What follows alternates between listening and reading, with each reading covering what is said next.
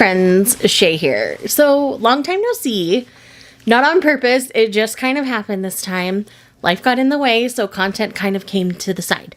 So, let's go ahead and dive into this video. This is going to be my wrap up and haul for the month of March. So, I didn't vlog at all in the month of March. I kind of took the month off because life was getting a little overwhelming.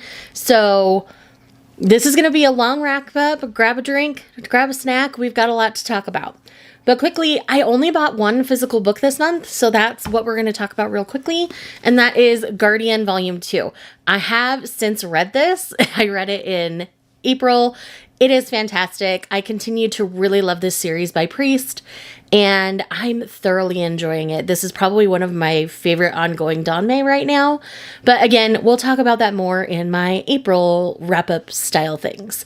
But just do know that I did pick up and purchase this one. I have since read it, so it doesn't stay on my TBR very long ever when I pick these up, because I immediately buddy read them with Lindsay over at Lindsay Tut, and we always have a great time. This series in particular worked really, really well for us. So I've got my list of things here, so let's go through and talk about them.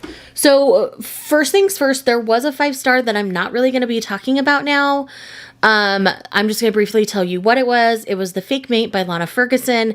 If you want to know why I'm not going to be talking about this publicly, I'm going to link the Romancelandia down below. That'll explain some reasons why.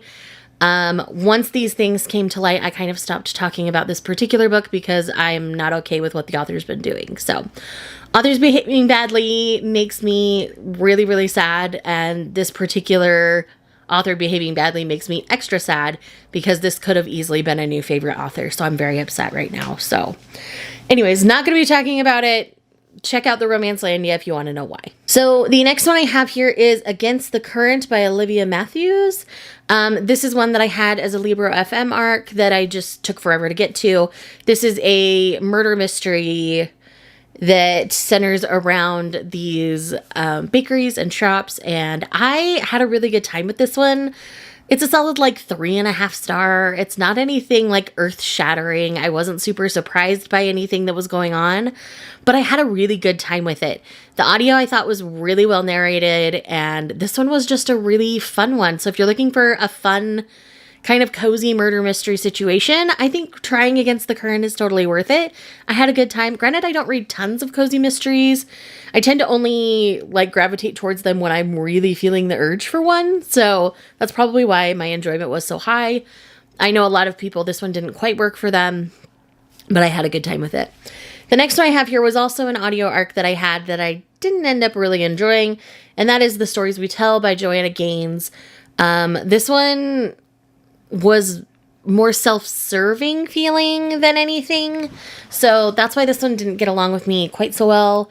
You know, I don't have anything against Joanna Gaines as a human, but I felt like it was just her projecting. It's hard for me to figure out how to word this. Anyway, just know that this one didn't really work for me. Again, it didn't necessarily do anything wrong or bad. It just hit me in a weird way, so I didn't end up enjoying it. But I'm not going to give an official rating for this. I rarely do for my nonfictions. So, yeah. The next one I have on my list here, I've just got them all in my journal here, was my reread of Archer's Voice. Obviously, I gave this is like a 6-star all-time favorite. Y'all know this. If you want to see my journey and hear my thoughts on that, I do have my Annotate With Me vlog up, so go ahead and check that one out. The next one I have here is one that was surprising in the best way. It ended up landing just right for me, and that is A Fate Inked in Blood by Danielle Jensen. I really loved this Norse Viking-inspired fantasy. It does have a romantic element to it, but I wouldn't call it a fantasy romance necessarily. I feel like the Bridge Kingdom had more romance in it than this particular series did. But essentially, we're following Freya and her journey through here. I highly recommend doing this one on audio as well, because there's a lot of, you know, words that are hard to pronounce in your head if you're just reading them. So having someone already do the research and pronounce it correctly for you worked really well for me, and the narrator was absolutely fantastic. But essentially, Freya's been in an abusive marriage in the beginning, and she has an opportunity to take fate into her own hands, and she does. And so the man she was married to is no longer alive, and she now goes on this journey at the behest of the leader of the area to be the Shield Maiden. And obviously there's more to that. There's a man named Bjorn, who is this man's son, who has different ideas of what would be best for the kingdom and the area. So there's a lot of political intrigue going on here. There's a lot of Norse mythology in there, and it is absolutely done in an amazing way. I'm very excited for the next book whenever it comes out, because this first book has a mighty cliffhanger. So if you don't like the cliffhangers, wait till closer to release of number 2. But man, I had a great time. The next one on this list here is Ready or Not by Cara Bastone. Now, this is my lowest rated Cara Bastone at a 4-star. So this one is a one-night stand turned pregnancy trope situation. And the way this all plays out, I could see irritating some people. So it takes her a while to let the guy know, obviously. But it was one of those, he was on a break from his relationship, you know, the whole Ross, we were on a break thing. So he obviously wasn't expecting a baby out of this one night stand.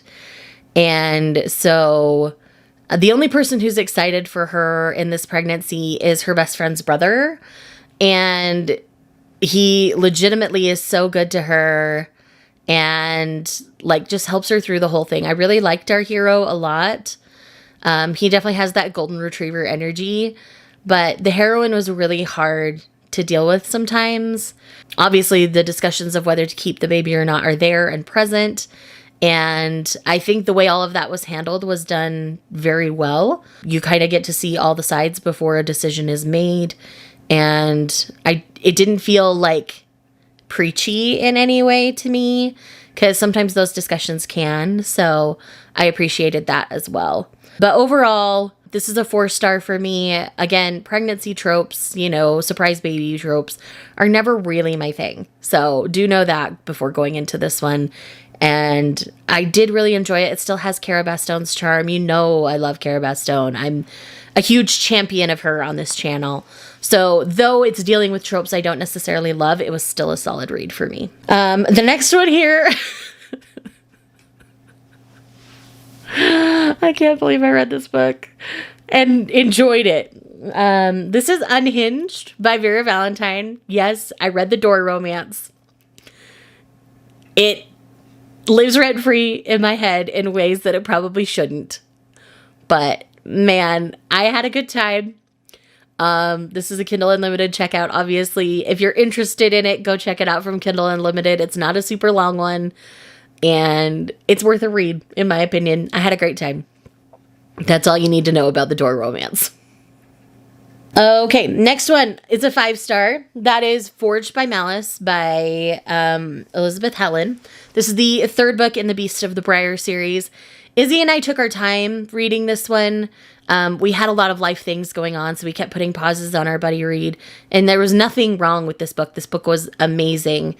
Like the beginning was a little bit on the slow side, but that's usually the case for most books like this, is, you know, the beginning's a little slow. You're kind of rehashing what's been happening for the people who haven't read it in a while. And then you're diving into the meat of the story. Once we got into the meat of the story, we did not stop. Like, we both just consumed it, which is why it's still a 5-star. This one takes place in the spring realm, and we get to know much more about our spring hero, and I love it so much. We're headed to summer in the next book, so I'm very much looking forward to what's going to happen there, because there is drama afoot, and there's a surprise reveal at the end that I was hoping was going to happen, but to have it confirmed was really, really good. So I had a great time. Izzy had a great time as well. So yes, solid read. The next one I have here is the only 6-star that was not a reread this month, and that is In a Jam by Kate Canterbury. Now, when I tell you I went feral for this hero, I am not exaggerating. So though this one didn't necessarily make me cry like my other 6-star reads of the year, this one, I was obsessed with this couple. I was obsessed with the two of them. Like, This is a second chance style romance. So we have Shae. Shae, as a teenager, was kind of moved around a lot. And then once she settles in this small town with an aunt, great aunt, something like that, the neighbor boy was kind of her only friend. And he had very feral feelings for her. But he didn't ever do anything about it because she kind of ran with the popular kids. He wasn't necessarily that. So, you know, he just took what he could get from her. And now that she's back in his space, they both talked about getting out of town. They both had. They're both back. He's like, I'm not letting you get away this time. She needs a husband to inherit this property. And he's like, okay, I'll do it. And he is currently raising his niece. The dynamic with that does deal with a sibling in jail. So if that can be a triggering thing for you, just know that that's a thing. And I love it. I am obsessed. I am feral. Like, the quote in my journal for this spread is, close your eyes, wife, I have you. The way he has touch her and die energy, he calls her wife. He tosses her around even though she's a big curvy gal. Like, oh my gosh, I'm obsessed. Obsessed with them. Like, there is... I need more Kate Canterbury in my life after this. Like, In a Jam is so good. There's another book in this universe called Shucked that I plan on reading with friends soon. So, yes. All my friends had read In a Jam at this point, and so I was, like, DMing my live reactions to them.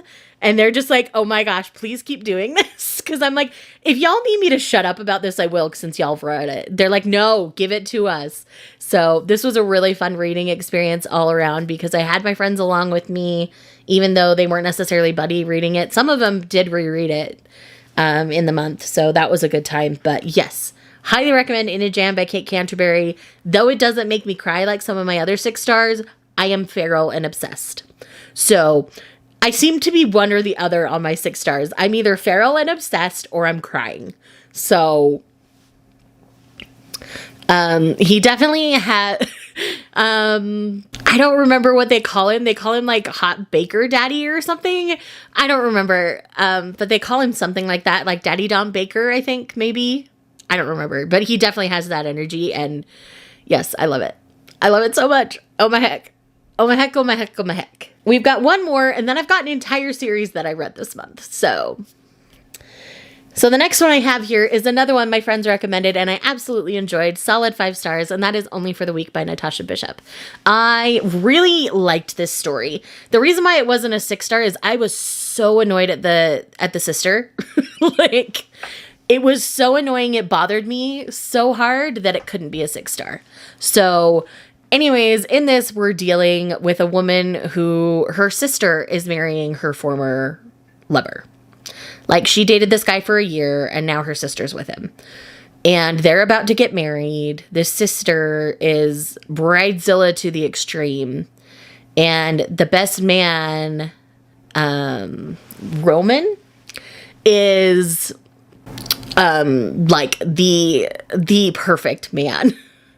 This man rents her a yacht to relax because she gives too much of herself to people, and he is the only one taking care of her. So he rents this yacht, and the quote I have for this one is related to that. Let me pull it up for you real fast. Hold on. I didn't bring you here to entertain me. I brought you here so you could relax properly. So go ahead and pull out your book and ignore me for whatever fictional world you're jumping into. We all deserve a Roman. Like, we all deserve a Roman who will do everything they can to let us just relax and unwind, and it's perfect. Like, so good. So good. Highly recommend. Highly recommend. Like, if you have not read this one is also on Kindle Unlimited. So is In a Jam, actually. Highly recommend checking that one out and reading it. Like, I should have read it last year with all my friends, but I didn't. And I am very late to the party on Only for the Weak. And yes, I will admit that I am late to the party on that one. So the next 9 books that I read are all related to the same series. And this is the Chaos MC series by Kristen Ashley. So I gave each of these 4 stars. I had similar enjoyment with all of them. So we have Own the Wind, Fire Inside, Ride Steady, Wild Like the Wind, Rough Ride, Walk Through Fire, Free, Wildfire, and Wild Wind.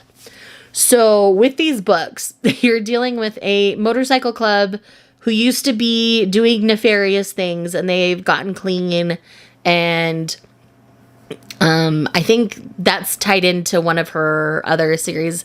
It is directly related to the Rock Chicks world, but this is a really interesting MC dynamic because they really go hard for their women, and it's great. There's a lot of dynamics and political type things in the MC world going on throughout the whole thing. It does have some things that could potentially be triggering, so definitely check your triggers. There is some dated terminology used, basically things that a lot of people didn't realize were offensive until the last few years. There are some terms that are used occasionally in that way because these are a bit older. They are a product of their time. So do know that going into these, you might come across a term that is now designated as a slur, but it wasn't done in a harmful way at all. And some of it is related to music that was dated long before that. So do know that going into these. I feel like as each book goes on, they get better, obviously, but the first couple you might run into some things where you're like, ooh, that didn't age well. So, but again, I gave each of those 4 stars and had a good time with them. So let's wrap this up with my stats for the month. So I read a total of 19 books in the month of April. I did not DNF or anything this month.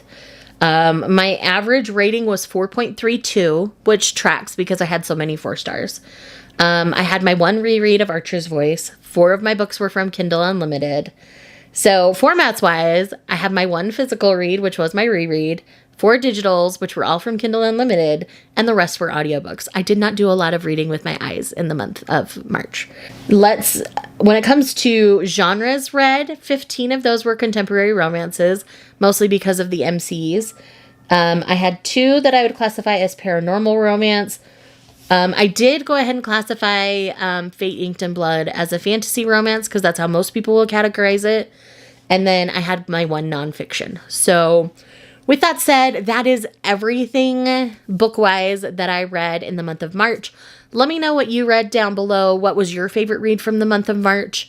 If you're here just because you love me, leave me a fruit emoji of your choice. If there's a raspberry, do that for In a Jam. And I will see you guys in the next one. Bye.